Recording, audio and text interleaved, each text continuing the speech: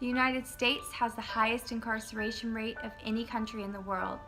As a result, 1 in 14 children in the U.S. have a parent in prison and are 70% more likely than other children to end up in prison themselves.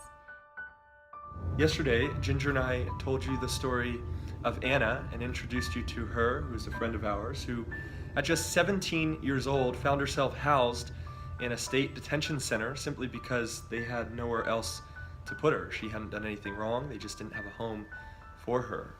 Through swanforkids.org, a nonprofit that my mother Diana founded, Anna received free voice lessons, was guided through some tough life situations by her Swan mentor, and even ended up singing for our wedding.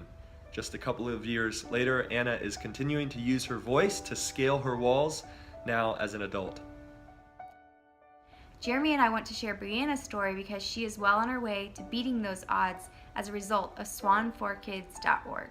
Brianna was a young girl who was abandoned by her drug-addicted mother and imprisoned father. From an early age, she was passed from one home to another, sometimes even landing in different homes in different places on a daily basis.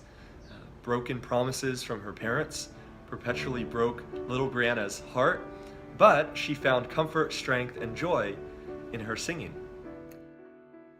At 10 years old, Brianna was given voice lessons from Swan for Kids.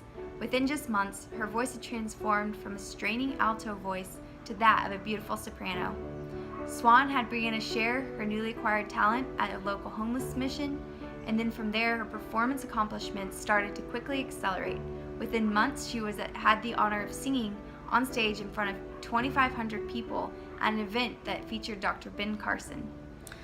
Trauma, the death of loved ones, threatening situations have plagued Brianna's young life, and yet through blessings really provided through Swan, she is receiving an education in a college prep Christian school. She's getting some top-notch training and even continues to perform as a way of serving others.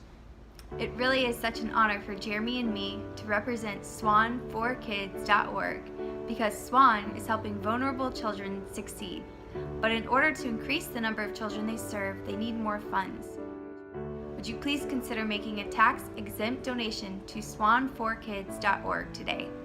By supporting Swan, we can all be part of the solution for children who suffer from parental incarceration. Thanks, guys.